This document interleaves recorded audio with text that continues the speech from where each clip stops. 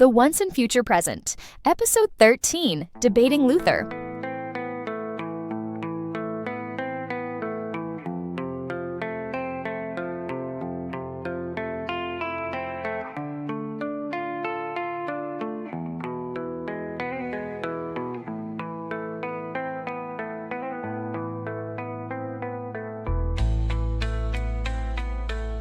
Welcome back to The Once and Future Present. I'm Casey Brooks, your student host, and today we're digging into a big historical question. Did Martin Luther's reforms actually improve the lives of ordinary European Christians, or did they just create chaos, war, and division? I am joined as usual by Dr. Morgan. Great framing, Casey. We're tackling that through a set of 4 historian perspectives today. 2 of them argue that Luther was a positive force, Robert Kolb and Bernard Reardon.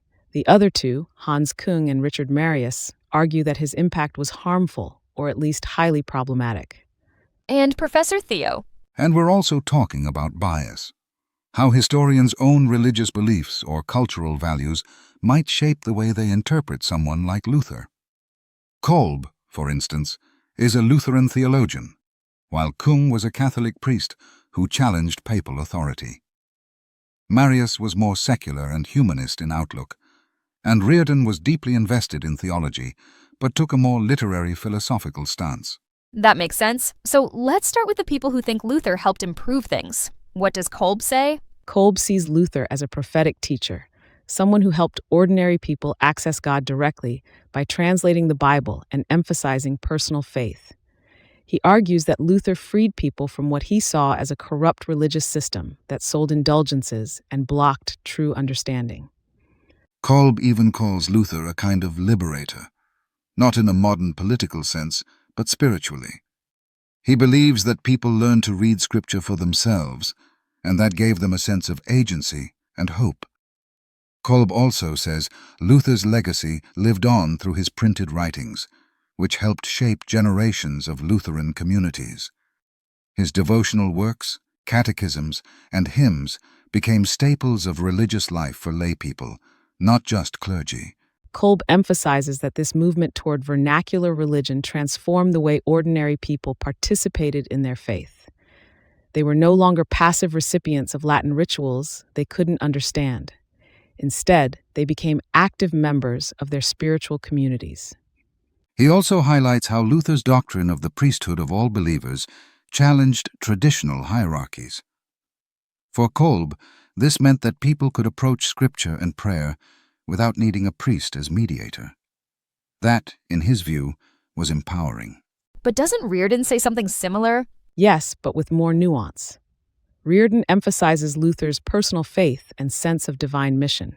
He portrays Luther as a man who struggled deeply with his own sense of guilt and fear, and whose discovery of justification by faith alone gave him immense personal relief.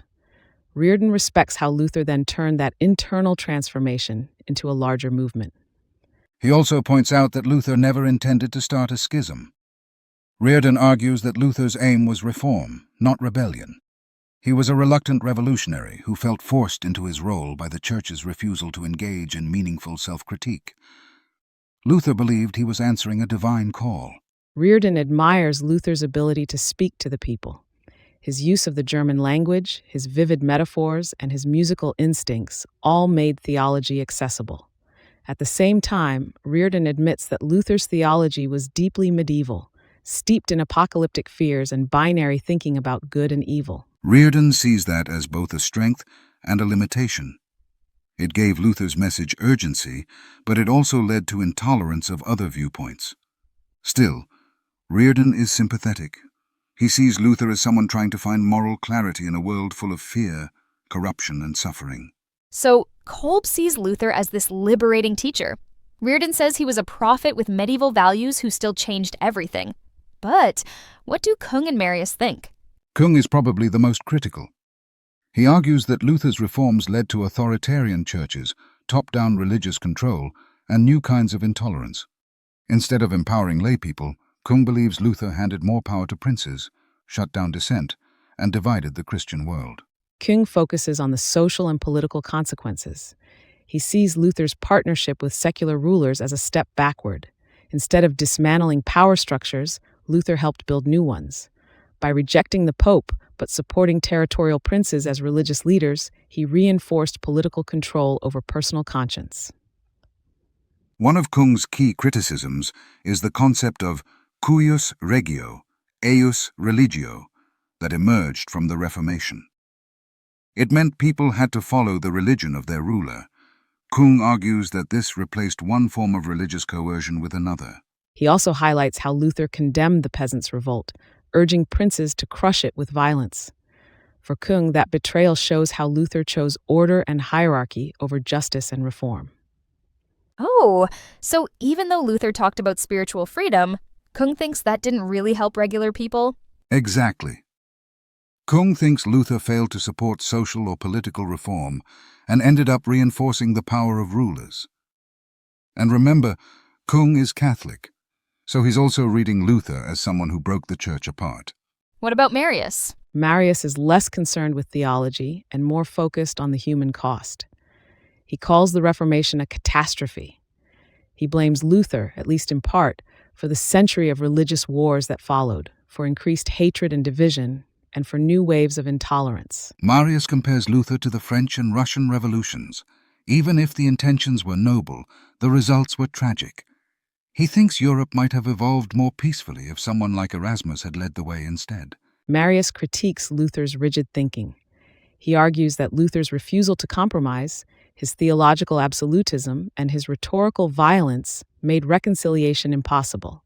According to Marius, Luther had a chance to create reform within the church, but chose confrontation instead. And he goes further. Marius says Luther's language and tone inspired a kind of authoritarianism among his followers. He argues that Luther opened the door to intolerance by rejecting pluralism in favor of doctrinal purity. Wait, what do those terms mean? What's pluralism and what's doctrinal purity? Great question. Pluralism means accepting multiple different religious or philosophical beliefs within a society. It's about tolerance for diversity. Doctrinal purity means sticking very strictly to one official set of religious beliefs and not allowing any variation. Marius thinks Luther's approach pushed people away from accepting differences and toward a more rigid, controlled system, which means sticking strictly to one official set of religious beliefs and not allowing any variation. But back to Erasmus. He didn't spark a revolution. Right, and that's part of the debate. Was the peaceful road even possible? Marius sympathizes with Erasmus, but admits we can't really know what might have happened. Still, he thinks Luther's break with Rome unleashed more harm than good. Do Marius and Kung talk about Luther's personality too? They do. Marius especially emphasizes Luther's temperament, how he was driven by fear of death, obsessed with certainty, and harsh toward anyone who disagreed with him. Marius says Luther could be compassionate, but also cruel and bigoted, especially toward Jews. He draws attention to the vitriolic language Luther used in his later writings, which were appropriated in later centuries to justify anti-Semitism. Kung, too, notes the contradictions in Luther's personality. He admires Luther's courage in standing up to Rome, but is deeply critical of his tendency to demonize opponents. He suggests that Luther's legacy includes both courage and cruelty. That's a lot of emotional and psychological complexity. Does Reardon agree with that? Reardon acknowledges Luther's contradictions, but interprets them more charitably. He sees Luther's medieval worldview not as a flaw, but as part of his authenticity. He argues that Luther wasn't trying to create a modern, tolerant society. He was answering a deeply religious crisis in his own time.